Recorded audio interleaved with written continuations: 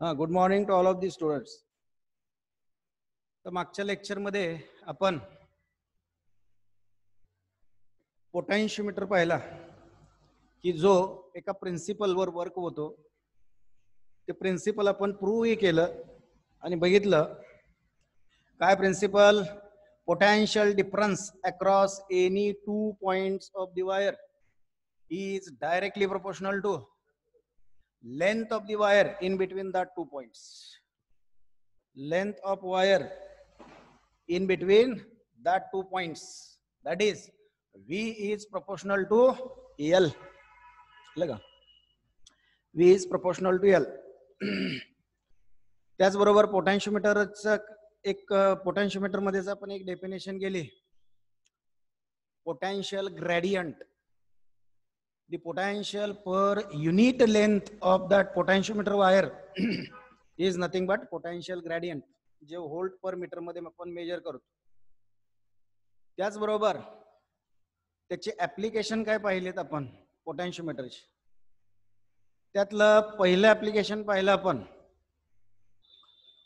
Comparison of EMF of cells given cells by separate method. मग पहिल्याचा आपण EMF measure केला. E1 is equal to K times L1. K म्हणजे potential gradient. अशा पद्धतीनं आपण हा पोटॅन्शियल ग्रेडियंट हलवू नका काय बरोबर होतं ते बरोबर होतं नको नको घ्याल. हा पोटॅन्शियल ग्रेडियंट. त्याचबरोबर म्हणजे थोडक्यात एका सेलचा ईएमएफ मेजर करायचं असेल तरी सुद्धा आपल्याला हे अर्ध ऍप्लिकेशन देता येत. त्यानंतर E2 मेजर केला K L2 आणि मग कंपॅरिझन केलं आपण ईएमएफचं E1 upon E2 equal to L1 upon L2. या पद्धतीनं हे एक ऍप्लिकेशन बघितलं. आता हेच ऍप्लिकेशन दुसऱ्या मेथडनं बघितलं, सम अँड डिफरन्स मेथड. त्यामध्ये फरक एवढाच की हे कंपॅरिझन येतं E1 upon E2 equal to L1 plus L2 upon L1 minus L2 या स्वरूपात. थोडंसं काय होतं सम अँड डिफरन्सनं थोडीशी एरर कमी होते. त्या कंपॅरिझन मेजरमेंटच्या मधली एरर ही थोडीशी कमी होते. आणि आज आपल्याला दुसरं एक ऍप्लिकेशन बघायचं आहे या पोटॅन्शियोमीटरचं. हे ऍप्लिकेशन म्हणजे measurement or determination of internal resistance of cell.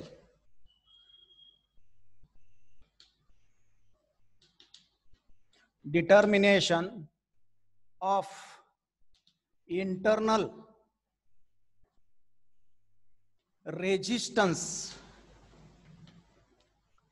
of cell. या पद्धतीने हे एक ऍप्लिकेशन आपल्याला या पोटॅन्शियोमीटरचं पाहायचं आहे. आता सगळ्यात महत्वाचं म्हणजे या एखादा बॅटरी सोर्स आपण जर घेतला, कुठल्याही एनर्जीचा सोर्स जर आपण विश्वातला तर तो आयडियल नसतो. म्हणजे तो सोर्स जी काय एनर्जी टोटल एनर्जी प्रोड्यूस करतो त्या एनर्जी मधली थोडीशी एनर्जी तो सोर्स स्वतःसाठी वापरतो. स्वतःचा इंटरनल अपोज ओव्हरकम करण्यासाठी वापरतो. आणि याचाच अर्थ त्याला इंटरनल अपोज असतो. त्या सोर्सच्या एनर्जीला इंटरनल अपोज असतो. तसंच बॅटरी सोर्स, हे बॅटरी सोर्स आपण जे तयार करतोय हे बॅटरी सोर्स जेवढी एनर्जी प्रोड्यूस करतात त्यातली स्मॉल अमाऊंट ऑफ एनर्जी ते स्वतःचा इंटरनल अपोज ओव्हरकम करण्यासाठी वापरतात. म्हणजेच त्या बॅटरी सेलला इंटरनल रेजिस्टन्स असतो. म्हणजे कुठलाही सोर्स आयडियल नाही. आणि मग तो इंटरनल रेजिस्टन्स इंटरनल अपोज किती आहे हे मेजर करण्यासाठी आपण पोटॅन्शियोमीटरचा यूज करतो. मग बघूया आता पहिल्यांदा घेऊया पोटॅन्शियोमीटर. पहिल्यांदा मी काढतोय पोटॅन्शियोमीटर वायर. 1-1 मीटरच्या वायरचे हे पीस आहेत. एक 4 पीस घेतो म्हणजे 4 मीटर वायर मी घेतलेले आहेत. त्यानंतर निग्लिजिबल रेजिस्टन्स असणाऱ्या एखाद्या मेटलच्या प्लेटनं आपण ह्याचे हे एंड बघा, मी एक 3 प्लेट इथं वापरतोय, हे एंड्स त्या वायरचे आपण या प्लेटनं कनेक्ट केलेले आहेत. अजून एक प्लेट या ठिकाणी वापरतोय आणि मग हे जे पीस आहेत वायरचे हे आपण अखंड करून घेतले, म्हणजे ही वायर कंटिन्युअस करून घेतली. या वायरला मी AB म्हणतो, AB वायर. ही झाली पोटॅन्शिओमीटर वायर. या पोटॅन्शिओमीटर वायरला आपल्याला सप्लाय द्यावा लागतो आणि मग या ठिकाणी मी एक सप्लाय सोर्स घेतो. या सप्लाय सोर्सला तुमच्या पुस्तकातल्या प्रमाणे मी ई नाव देतो. मी नेहमी सप्लाय सोर्सला एस असं नाव देत होतो, पण सध्या मी ई नाव देतो तुमच्या पुस्तकातल्या प्रमाणे, नंतर तुमचं जमलिंग व्हायचं. याचा EMF ई एवढा आहे. आणि मग या सप्लाय सोर्सचा किंवा मेन सोर्सचा किंवा एक्झिलरी सोर्सचा 3 नाव आहेत त्याला, हा प्लस आणि हा मायनस. त्यानंतर हे सर्किट ओपन क्लोज करण्यासाठी या ठिकाणी एक की घेतो, K1 म्हणतो त्याला, कारण अजून एक की आपल्याला यात वापरायची आहे. आतापर्यंत K म्हणत होतो या प्लग कीला, आता K1 म्हणतोय. सध्या ओपन करून जोडलेले आहे. त्याचबरोबर यामध्ये गॅल्व्हॅनोमीटर सारखा सेन्सिटिव्ह डिव्हाइस आपण वापरणार आहोत लूपमध्ये.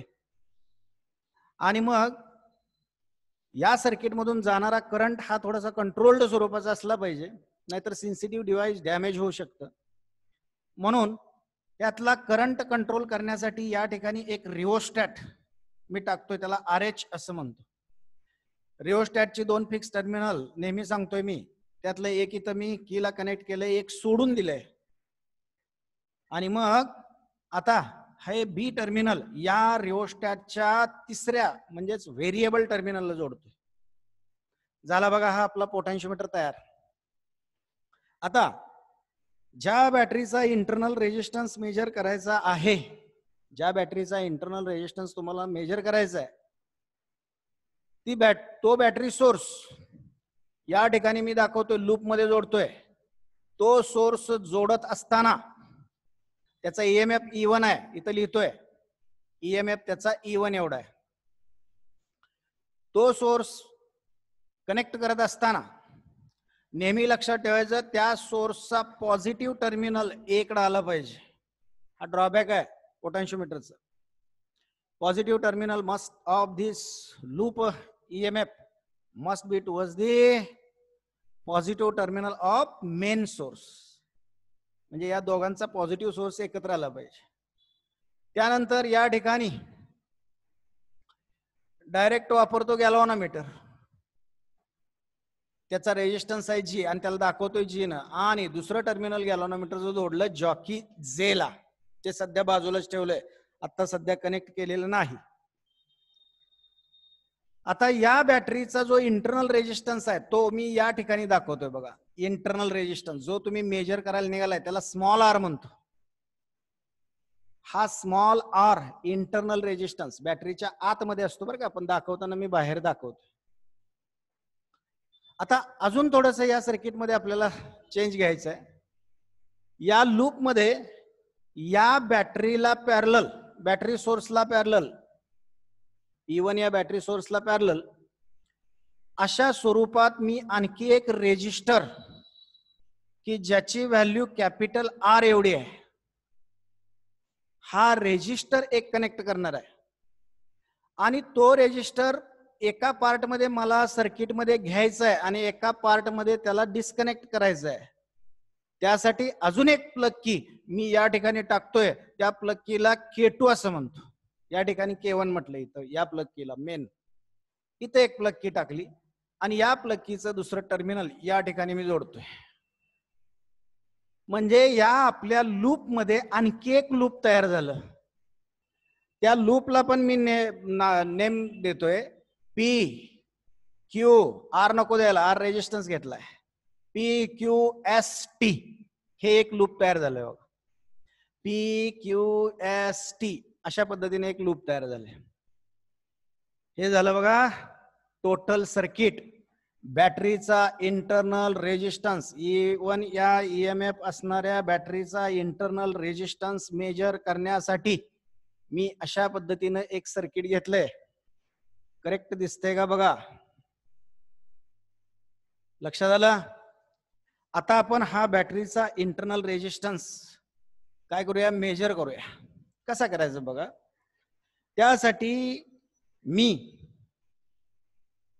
हा एक्सपेरिमेंट 2 पार्ट मध्ये करणार आहे.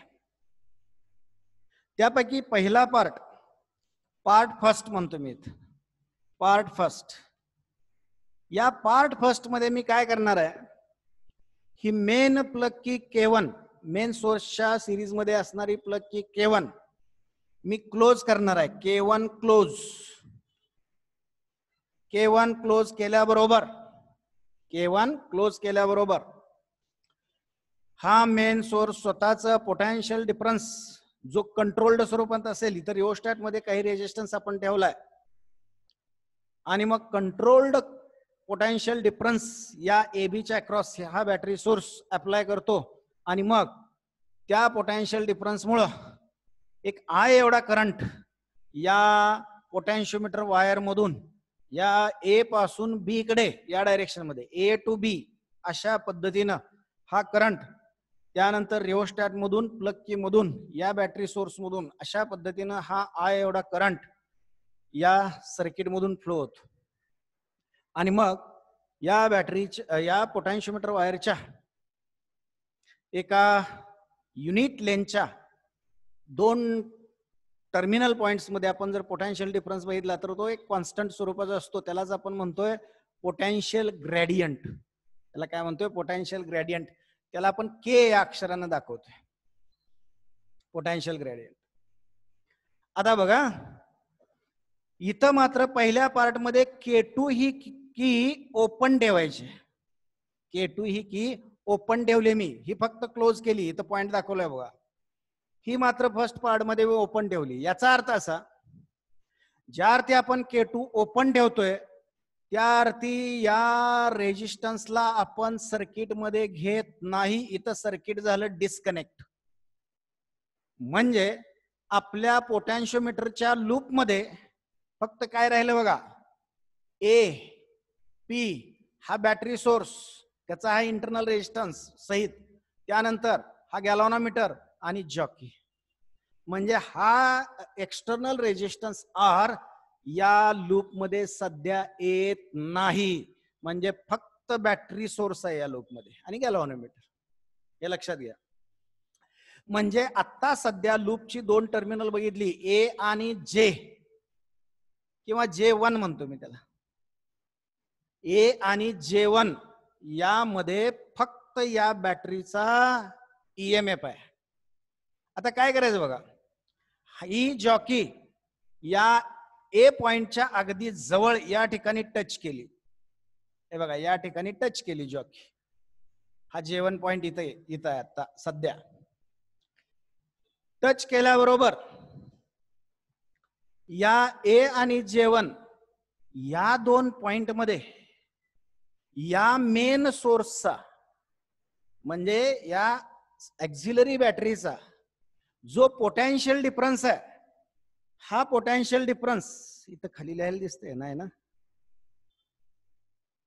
हा पोटेन्शियल डिफरन्स त्याला आम्ही म्हणतो VAJ1.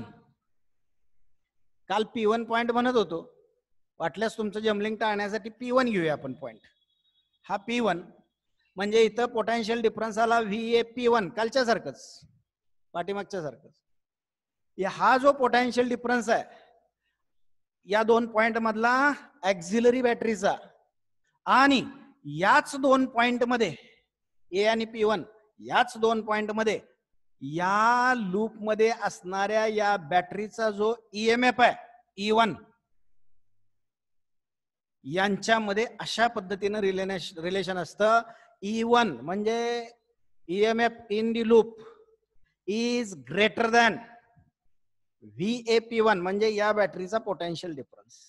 आणि मग नेहमीप्रमाणे बघितलं आपण, ही बॅटरी सोर्स आपला करंट स्वतःचा या लूप मधून म्हणजेच P2 to P1 through galvanometer to battery source अशा पद्धतीनं एक विशिष्ट असा करंट प्रोड्यूस करते आणि गॅल्व्हॅनोमीटर डिफ्लेक्शन देतो. एक सर्टन डिफ्लेक्शन इकडे असेल किंवा इकडे असेल, व्हॉट एव्हर इट मे. अशा पद्धतीनं गॅल्व्हॅनोमीटर काही डिफ्लेक्शन देतो. आता आपण काय करायचं बघा, हे या दोघांना इक्वल करायचंय. E1 आणि VAP1 ला इक्वल करायचंय. मग E1 काय कॉन्स्टंट आहे, VAP1 मात्र आपण वाढवत जाऊ शकतो, कारण आपण पोटॅन्शियोमीटरचं प्रिन्सिपल बघितलं. V is directly proportional to L, length. मग लेंथ वाढवत जाऊया वायरची. या A आणि P1 दोन पॉइंट मध्ये या वायरची, पोटॅन्शियोमीटर वायरची लेंथ आपण वाढवत जाऊ. म्हणजे हा पोटेन्शियल डिफरन्स VAP1 हा वाढत जातो. अशा पद्धतीनं तुम्ही वाढवत गेला की गॅल्व्हॅनोमीटर मधलं डिफ्लेक्शन मात्र कमी होत जातं. म्हणजेच या बॅटरी सोर्सला, लूप मधल्या या EMF सोर्सला जास्त करंट प्रोड्यूस करता येत नाही, त्याचा करंट कमी कमी होत जातो. जसं या बॅटरीचं पोटेन्शियल डिफरन्स त्याच्या पोटेन्शियल डिफरन्सला अपोज, EMF ला अपोज करतो, तसं गॅल्व्हॅनोमीटर डिफ्लेक्शन कमी होत जातं, करंट कमी होतं. आणि मग एक पॉइंट असा मिळतो, मी या ठिकाणी घेतोय बघा, एक पॉइंट समजा या ठिकाणी घेतला मी, हा P1च घेतो. हा P1 पॉइंट अशा ठिकाणी येतो की ज्या ठिकाणी A पासून या P1 पर्यंत या पोटॅन्शियोमीटर वायरची लेंथ होते L1. या लेंथला या ऍक्झिलरी बॅटरीचा पोटॅन्शियल डिफरन्स VAP1 हा बरोबर याच दोन पॉइंट मध्ये असणाऱ्या या EMF लूप मधल्या EMF सोर्सच्या EMF एवढा होतो. आता मात्र या EMF सोर्सला स्वतःचा करंट लूप मधून प्रोड्यूस करता येत नाही, ह्याचा पोटेन्शियल डिफरन्स त्याला अवॉइड करतो या ऍक्झिलरी बॅटरीज. म्हणजे लूप मधला करंट 0, म्हणजेच galvanometer does not shows any deflection. Galvanometer 0 deflection दाखवतो, कारण करंटच नाही त्यामध्ये. अशा पद्धतीनं हे सर्किट ऑफ केलं जातं, हे लूपचं सर्किट ऑफ केलं जातं. आणि ज्यावेळी बॅटरी ऑफ असेल त्यावेळी बॅटरीच्या दोन टर्मिनल मध्ये त्याचा EMF असतो, पोटॅन्शियल डिफरन्स नसतो. आणि मग तो EMF VAP1 एवढा झाला. आणि मग नेहमीप्रमाणे आपण घेतोय दिस E1 is equal to VAP1 म्हणजे काय, K इंटू L1. K म्हणजे पोटेन्शियल ग्रेडियंट, युनिट लेंथच्या अक्रॉस या पोटेन्शियोमीटर वायरच्या असणारा पोटेन्शियल डिफरन्स म्हणजे K इंटू किती लेंथ आपण घेतली L1, हा झाला बघा VAP1. या बॅटरीचा या दोन पॉइंट मधला पोटेन्शियल डिफरन्स. हे झालं इक्वेशन 1. आता थोडासा सेकंड पार्ट करतोय बघा इथं आपण, पार्ट सेकंड म्हणतो मी त्याला, पार्ट 2 या एक्सपेरिमेंटचा.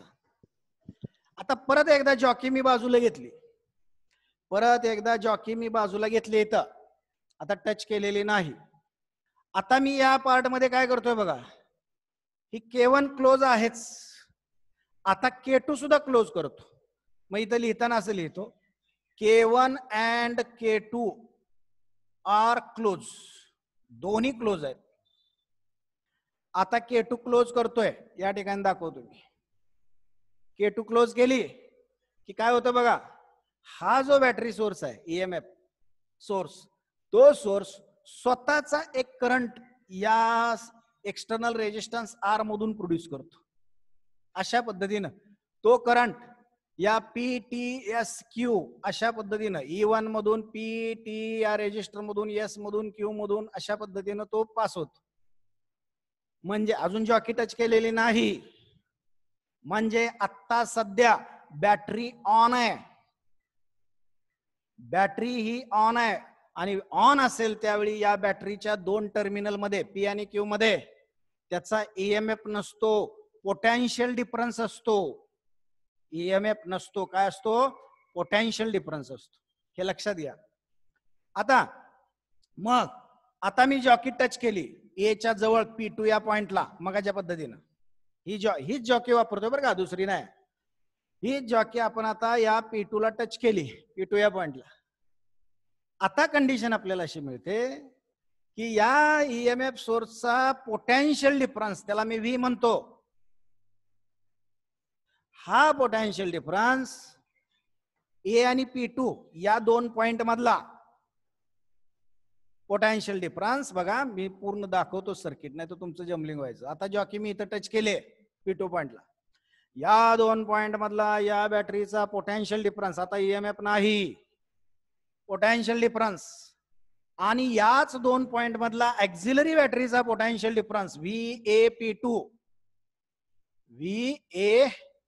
P2, यामध्ये याचा पोटेन्शियल डिफरन्स जास्त असतो, या ईएमएफ सोर्सचा पोटेन्शियल डिफरन्स जास्त असतो. मग हा ईएमएफ सोर्स या लूप मधून करंट प्रोड्यूस करतो, E1 to P to A through P2 to this jockey through galvanometer to like this, आणि मग गॅल्व्हनोमीटर काही डिफ्लेक्शन देतो.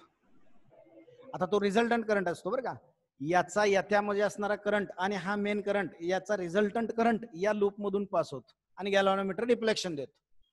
परत एकदा जॉकी आपण स्लाइड करायची, म्हणजे या VA-P2 ला वाढवत नाहीच, आणि मग एक पॉइंट असा मिळतो आपल्याला P2, मग तो समजा या ठिकाणी असेल, याच्या अलीकडे घेतला पाहिजे मला, याच्या अलीकडे का, तर EMF of A battery source is always greater than its potential difference. कुठल्याही बॅटरी सोर्सचा ईएमएफ हा पोटेन्शियल डिफरन्स पेक्षा जास्त असतो. 11वीत आपण बघितलंय, E = V + I small r, अशा पद्धतीने इक्वेशन तयार केले. आणि मग या ठिकाणी पॉइंट P2 आला, आता ए पासून या P2 पॉइंटचं डिस्टन्स म्हणजेच वायरची लेंथ L2 एवढी आहे, L2 एवढी लेंथ आहे. या लेंथला बरोबर ऍक्झिलरी, या ईएमएफ सोर्सचा पोटेन्शियल डिफरन्स हा ऍक्झिलरी सोर्सच्या त्याच दोन पॉइंट ए आणि P2 मधल्या पोटेन्शियल डिफरन्स एवढा असतो. आणि मग नेहमीप्रमाणे V = पोटेन्शियल ग्रेडियंट इनटू काय असेल ती लेंथ L2 आहे. अशा पद्धतीने याला म्हणतो मी इक्वेशन 2. लक्षात आलं? अशा पद्धतीनं दोन पार्ट मध्ये आपल्याला हा एक्सपेरिमेंट करायचा. पहिल्या पार्ट मध्ये हा एक्सटर्नल रेजिस्टन्स घ्यायचा नाही, हा R, म्हणजे या लूप मध्ये फक्त बॅटरीचा ईएमएफ राहतो. तो एकदा या पोटेन्शियोमीटर वायरच्या लेंथच्या स्वरूपात कॅल्क्युलेट करून घेतला, आणि त्यानंतर ही की क्लोज करून दुसऱ्या पार्ट मध्ये आपण या बॅटरीला ऑन ठेवलं. ही बॅटरी अजून ऑन आहे. हा ज्यावेळी P2 आपण पॉइंट मिळवतो त्यावेळी गॅल्व्हनोमीटर 0 डिफ्लेक्शन देतो, मान्य, म्हणजे रिझल्टंट करंट फक्त 0 होतो या लूप मधला. पण ह्या बॅटरीचा हा करंट, त्याला मी स्मॉल आय म्हणतो. हे बघा, या बॅटरीचा हा करंट, त्याला स्मॉल आय म्हणतो, तो मात्र या PTSQ मधून अशा पद्धतीनं तो पास होतच राहतो. तो गॅल्व्हनोमीटर कडे जात नाही, याच लूप मधून एवढ्यातून पास होतो. म्हणजे बॅटरी ऑन स्टेट मध्ये आहे. अशा वेळी त्या बॅटरी सोर्सचा पोटेन्शियल डिफरन्स आपण कॅल्क्युलेट केला दुसऱ्या पार्ट मध्ये, KL2 एवढा. आता मी या दोघांचं कंपॅरिझन घेतो. दोघांचं म्हणजे या बॅटरीचा ईएमएफ आणि त्याच बॅटरीचा PD. अशा पद्धतीनं मी कॅल्क्युलेट करतो. तो PD मी इथं दाखवतो बरं का, V हा इथं दाखवतो. आणि मग E1/V अशा पद्धतीने इक्वेशन 2 ला, E1 ला मी इक्वेशन 2 न डिवाइड करतो, इक्वल टू KL1/KL2. यामधला L1 K कॉमन कॅन्सल होऊन जाईल, म्हणजे राहील काय L1/L2. याला मी इक्वेशन 3 म्हणतो, याला इक्वेशन 3 म्हटलं. लक्षात आलं? आता या दोन्ही जॉकी काढून टाकल्या. बघा इथं मी आता सर्किट, आता याचा काय मला उपयोग नाही. आता फक्त या जॉकी सोडून ठेवलेत बाजूला, जॉकी ही सोडून ठेवले बाजूला. आता फक्त मला PTSQ एवढंच सर्किट मी विचारात घेतोय. मग ह्या सर्किट मधला जो ईएमएफ आहे, तो ईएमएफ मी Ohm's law to complete circuit वापरतोय फॉर लूप PTSQ पी. यासाठी ओहम्स लॉ मी वापरतोय कंप्लीट सर्किट साठी. मग कंप्लीट सर्किट साठी ओहम्स लॉ बघा, E1 equal to, sir stop झाले. स्टॉप झाले बघ, हा स्टॉप आहे, कुठपर्यंत आलेलो होतो रे. करा चालू. आता मी काय करतोय या ठिकाणी, हे लूप घेतोय PTSQP, PTSQP एवढंच लूप घेतोय. हे लूप अजून ऑन आहे. जरी आपण जॉकी बाजूला ठेवली, ह्या बॅटरी सोर्स स्वतःचा करंट स्मॉल आय हा करंट या लूप मधून प्रोड्यूस करत आहे. त्यासाठी आता मी Ohm's law to complete circuit म्हणजे सगळ्या सर्किटसाठी आणि Ohm's law to this external resistance असं 2 वेळा वापरतो. पहिल्यांदा Ohm's law to complete circuit, मग या बॅटरीचा EMF E1 इक्वल टू याच्यामधून जाणारा करंट स्मॉल आय इनटू त्या टोटल पाथ मध्ये असणार रेजिस्टन्स बघा कुठला आहे, पी पासून टी पर्यंत आलो, इथं रेजिस्टन्स कॅपिटल आर आणि पुढं हा स्मॉल आर म्हणजे बॅटरीचा internal resistance plus R small R. अशा पद्धतीनं एवढा EMF मी या ठिकाणी काढला. याला मी इक्वेशन 4 म्हणतो. आता परत एकदा त्याच लूप मध्ये Ohm's law to external resistance only मी वापरतोय. हा सोर्स E1 V एवढं पोटेन्शियल डिफरन्स या रेजिस्टन्सच्या अक्रॉसला होतोय आणि स्मॉल आय एवढा करंट पास करतोय. हा करंट या लूप मधला बरं का, कॅपिटल आय करंट हा इकडचा आहे, ह्याचा आहे, ह्याचा काही संबंध घेत नाही आता मी.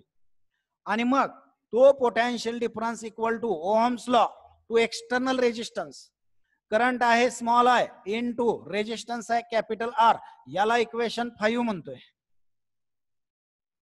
लक्षात येते का बघा, याला इक्वेशन 5 म्हणतोय. आता इक्वेशन 4 आणि 5 यांची डिव्हिजन करून परत एकदा मी E1 अपॉन V कॅल्क्युलेट करतोय. म्हणजे from 4 and 5 E1 upon V equal to, इथं बघा करंट I गेट्स कॅन्सल आणि राहिलं काय बघा, R plus R small R upon capital R, capital R plus small R upon capital R, याला मी इक्वेशन 6 म्हणतोय. लक्षात आलं.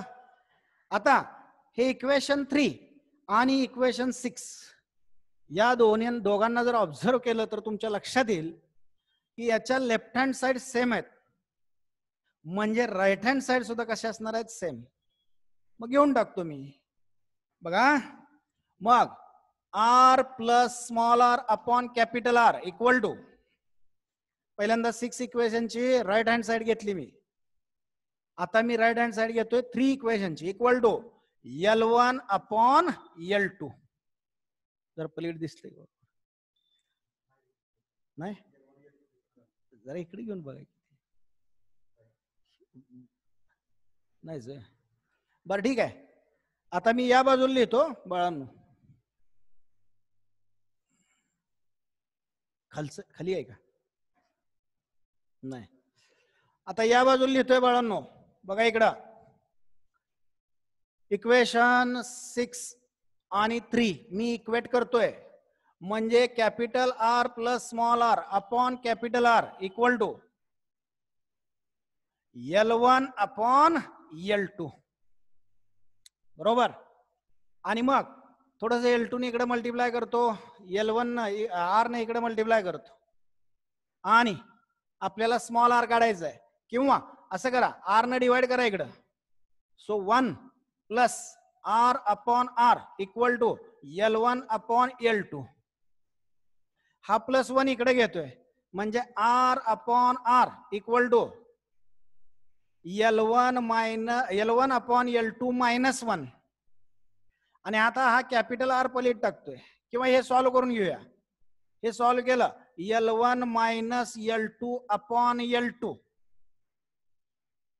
आणि आता शेवटी आर ला पलीट टाकतो म्हणजे small R equal to R into bracket L1 minus L2 upon L2. अशा पद्धतीनं मला हे त्या बॅटरी सोर्सच्या इंटरनल रेजिस्टन्स कॅल्क्युलेट करण्यासाठी इक्वेशन मिळालं बघा. कशा स्वरूपात? या पोटॅन्शिओमीटर वायरच्या लेंथच्या स्वरूपात मला या पद्धतीने इक्वेशन मिळाले. लक्षात आलं का बघा? इथं स्मॉल आर म्हणजे बॅटरीचं, या बॅटरी सोर्सचा इंटरनल रेजिस्टन्स, त्याच बॅटरी सोर्सच्या सिरीज मध्ये त्या ठिकाणी जोडलेला एक एक्सटर्नल रेजिस्टन्स इनटू L1 आणि L2 या दोघांच्या मधला डिफरन्स डिवायडेड बाय L2. अशा पद्धतीनं आपण या पोटॅन्शिओमीटरच्या लेंथच्या स्वरूपात, वायरच्या लेंथच्या स्वरूपात आपण अशा एखाद्या बॅटरी सोर्सचा इंटरनल रेजिस्टन्स मेजर करू शकतो. लक्षात आलं का बघा?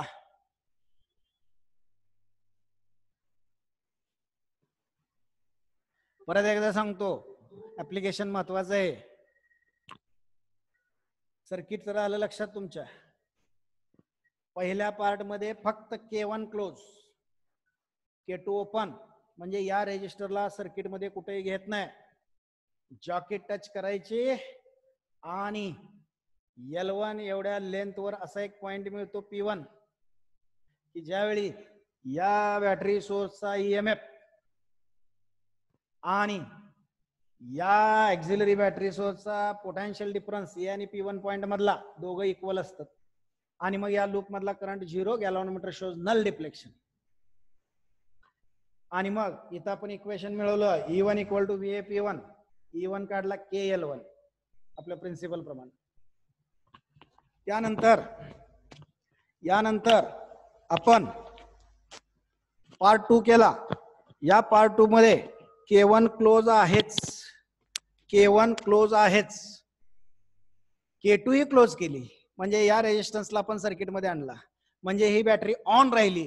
आता बॅटरीच्या दोन टर्मिनल मध्ये म्हणजेच या लूप मध्ये EMF नसतो, बॅटरीचा पोटेन्शियल डिफरन्स असतो, तो V घेतला. गॅल्व्हनोमीटर डिफ्लेक्शन दिलं, P2 पॉइंटला टच केल्याबरोबर इथं, आणि मग P2 पॉइंट आपण स्लाइड करत आणला या ठिकाणी, की जिथं L2 एवढी लेंथ मिळाली वायरची, त्यावेळी पुन्हा गॅल्व्हनोमीटरनं 0 डिफ्लेक्शन दिलं, नल डिफ्लेक्शन दिलं.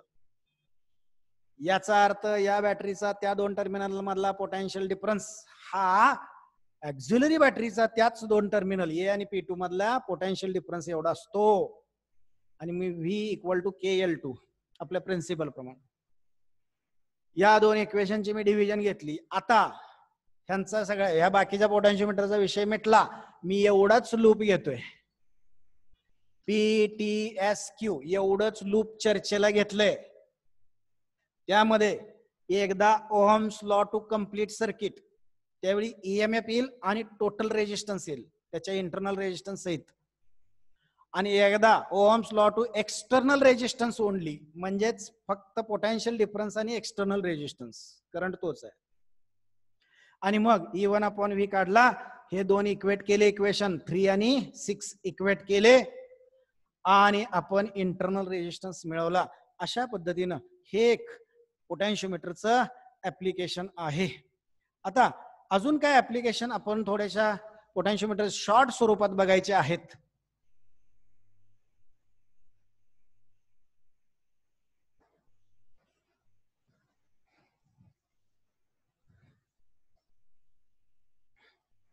त्यामध्ये तिसरं ऍप्लिकेशन नंबर 3, त्याला म्हणतात व्होल्टेज डिव्हायडर. व्होल्टेज डिव्हायडर म्हणून आपण पोटेन्शिओमीटरचा उपयोग करू शकतो. त्यासाठी मी आता मगाचा पोटेन्शिओमीटर घेत नाही, एक साधा सोपा वायर या पद्धतीने पोटेन्शिओमीटरची, हे वायर AB, या वायरच्या अक्रॉस एक EMF बॅटरी सोर्स आपण जोडला, ज्याचा EMF E एवढा आहे. त्या बॅटरीचा काही इंटरनल रेजिस्टन्स असेल थोडासा R, तो इथं दाखवतोय, आणि हा सोर्स या वायरला, पोटेन्शिओमीटर वायरला आपण कनेक्ट करून टाकला. आता या ठिकाणी हा EMF सोर्स या वायरच्या दोन टर्मिनल मध्ये V एवढा पोटेन्शियल डिफरन्स देतोय, किंवा VAB म्हणतो मी त्याला, एवढा पोटेन्शियल डिफरन्स देतोय. पण आपल्या पुढच्या सर्किटसाठी आपल्याला तो पोटेन्शियल डिफरन्स समजा बदलून बदलून झिरो पासून समजा वाढवत वाढवत वाढवत जायचं आहे, झिरो पासून वाढवत वाढवत न्यायचं आहे आपल्याला, एकूण एकदम VAB द्यायचा नाही. अशा वेळी काय करायचं, या वायरचं हे पहिलं टर्मिनल, या बॅटरीनं करंट प्रोड्यूस केला बरं का या वायर मधून या डायरेक्शन मध्ये, तर पहिलं टर्मिनल आपण A घेतलं, ते एक टर्मिनल घ्यायचं आणि त्याचबरोबर स्लाइडिंग कीनं याच्यावरचं एक व्हेरिएबल टर्मिनल मी बाणानं दाखवतो, जे स्लाइडिंग की आहे ते एक टर्मिनल घेतलं आणि मग या दोन टर्मिनल मध्ये जो काय पोटेन्शियल डिफरन्स तुम्हाला मिळालेला आहे तो पोटेन्शियल डिफरन्स मी डिव्हाइसला देऊन टाकला. एक डिव्हाइस आपण इथं जोडलंय, एक डिव्हाइस या ठिकाणी आपण जोडलंय, कुठलंही असेल डिव्हाइस, किंवा आपण एक ओहम्स लॉ सर्किट त्यामध्ये आपल्याला पोटेन्शियल डिफरन्स व्हॅरी करावा लागतो आणि रेजिस्टन्स मोजावा लागतो किंवा करंट मोजावा लागतो. अशा पद्धतीनं कुठलं तरी एक डिव्हाइस आहे इथं, या डिव्हाइसला आपण ही दोन टर्मिनल A आणि J ही जोडलेली आहेत. आता सध्या या पोटॅन्शियोमीटर वायरची लेंथ ही जी स्मॉल एल आहे ही सध्या कमी आहे. याचा अर्थ या A आणि J मधला या बॅटरीचा पोटेन्शियल डिफरन्स सुद्धा कमी असणार आहे. V is directly proportional to L, याचं प्रिन्सिपलच आहे. मग पोटेन्शियल डिफरन्स कमी असणार आहे म्हणजे या डिव्हाइसला आपण कमी पोटेन्शियल डिफरन्स दिला. आता काय करायचंय, हा J पॉइंट स्लाइड जर तुम्ही करत गेला तर वायरची लेंथ स्मॉल एल ही वाढणार आहे आणि तेवढा त्या दोन पॉइंट मधला पोटेन्शियल डिफरन्स सुद्धा वाढणार आहे. म्हणजे समजा तुम्ही आता हा J पॉइंट या ठिकाणी आणला, डॉटेड दाखवतोय बरं का मी, या ठिकाणी आणला, वायरची लेंथ स्मॉल एल जास्त झाली म्हणजे त्या दोन पॉइंट मधला या बॅटरीचा पोटेन्शियल डिफरन्स जास्त झाला. आता जास्त पोटेन्शियल डिफरन्स आपण आपल्या डिव्हाइसला प्रोव्हाइड करतोय. अशा पद्धतीनं आपण याचा पोटेन्शियल डिवायडर तयार केला किंवा व्होल्टेज डिवायडर तयार केला. व्होल्टेज डिवाइड करून आपण अशा पद्धतीनं एखाद्या डिव्हाइसला कमी जास्त स्वरूपात सप्लाय करू शकतो. अशा पद्धतीने या पोटेन्शियल डिफरन्स पोटेन्शियोमीटरचा वापर आपण व्होल्टेज डिवायडर म्हणून केला. या ठिकाणचं पोटेन्शियल डिफरन्स, या डिव्हाइसला मिळणारा जो पोटेन्शियल डिफरन्स आहे तो पोटेन्शियल डिफरन्स म्हणजे या बॅटरीचा DVAB upon DL into L एवढा असतो.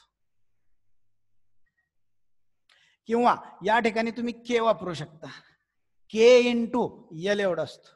K म्हणजे आपलं पोटेन्शियल ग्रेडियंट, युनिट लेंथच्या अक्रॉस असणारा पोटेन्शियल डिफरन्स, इंटू काय वाढवाल ती लेंथ.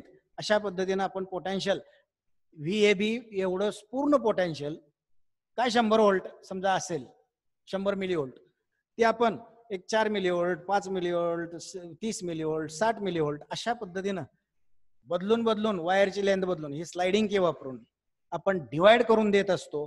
यालाच म्हणायचं पोटेन्शियल डिवायडर. त्यानंतर चौथं एक ऍप्लिकेशन आहे याचं. या चौथ्या ऍप्लिकेशनला म्हणतात ऑडिओ कंट्रोल. ऑडिओ कंट्रोल बघा, आता काय ऑडिओ कंट्रोल बघा, एखादी लो ऑडिओ सिस्टीम असेल आपल्या घरामध्ये, टीव्हीला ऑडिओ असतो, त्याचबरोबर एखादी टेप रेकॉर्डरला स्पीकर वगैरे जोडून आपण ऑडिओ सिस्टीम तयार करतो, एखादा छोटासा ऍम्प्लिफायर आपण जोडलेला असतो. यामध्ये जर तुम्ही बघितलं, या लो पॉवर ऑडिओ सिस्टीम मध्ये जर बघितलं तर यामध्ये एक स्लाइडिंग अशा स्वरूपाचा पोटेन्शियोमीटर असतो किंवा रोटेटरी अशा स्वरूपाचा पोटेन्शियोमीटर असतो. त्याला शॉर्ट मध्ये पॉट म्हणतात बरं का. पोटेन्शियोमीटरला शॉर्ट मध्ये पॉट असंही म्हणतात. इलेक्ट्रॉनिक किंवा इलेक्ट्रिसिटी मध्ये या सेक्शन मध्ये त्याला पॉट म्हणतात शॉर्ट मध्ये. मग तो स्लाइडिंग स्वरूपात तुम्ही बघितलं असेल, टेप रेकॉर्डरचा आवाज वाढवताना कमी करताना स्लाइड करतो किंवा बटन तरी अशा पद्धतीने रोटेट करतो आणि मग तो पोटेन्शियोमीटरच असतो. आणि मग अशा पद्धतीनं आपण या सिस्टीम मधला पोटॅन्शियल डिफरन्स व्होल्टेजच्या स्वरूप पोटॅन्शियल डिफरन्स लेंथच्या स्वरूपात एखाद्या वायरच्या आपण चेंज करत असतो किंवा रोटेट करून रोटेटरी स्वरूपात त्या वायरची लेंथ चेंज करत असतो बटननं स्विचनं. आणि मग अशा पद्धतीनं पोटॅन्शियल डिफरन्स वाढवत गेला की मग ऑडिओ त्याला कॅलिब्रेट केलेला असतो आणि तो ऑडिओ वाढत जातो. पुन्हा पाठीमागे घेतला की ऑडिओ कमी होत जातो. अशा पद्धतीने नुसतं ऑडिओसाठीच नाही, एखादा फ्रिक्वेन्सी अटेन्युएशन असेल किंवा फ्रिक्वेन्सी जनरेटर, या जनरेटरनं आपण जो सप्लाय घेतो त्याची फ्रिक्वेन्सी, समजा एसी सप्लाय घेतो त्याची फ्रिक्वेन्सी आपण चेंज करतो.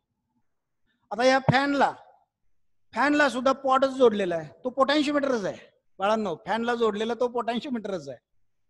जसं आपण पोटॅन्शिओमीटर असं फिरवत जातो तसा वायरची लेंथ वाढत जाते. त्यामध्ये वायर असते, त्या वायरची लेंथ वाढत जाते, ईएमएफ वाढत जातो, म्हणजे पोटॅन्शियल डिफरन्स वाढत जातो, तसं स्पीड वाढत जात. अशा पद्धतीनं फ्रिक्वेन्सी अटेन्युएशन किंवा लाऊडनेस कंट्रोल, त्यानंतर ऑडिओ सिग्नलचे डिफरंट कॅरेक्टरिस्टिक असतात. उदाहरणार्थ तुम्हाला बास जास्त ऐकायचं आहे, अशा वेळी सुद्धा बास कंट्रोल करण्यासाठी एक पॉट वापरलेला असतो. वाढवला की वाढतो, कमी केला की कमी होतो. ट्रबल असतो, तो ट्रबल सुद्धा त्याच स्पॉटच्या सहाय्याने कमी जास्त तुम्ही करू शकता. त्याचबरोबर आणखी काही त्याची स्पेसिफिकेशन्स असतात. हेच जास्त ऐकवलं पाहिजे, ड्रम जास्त ऐकवायला पाहिजे, त्यानंतर थोडी सनई जास्त, म्हणजे अशा पद्धतीनं ऑडिओ सिग्नलच्या ज्या काही कॅरेक्टरिस्टिक आहेत बाकीच्या त्या सुद्धा कंट्रोल करण्यासाठी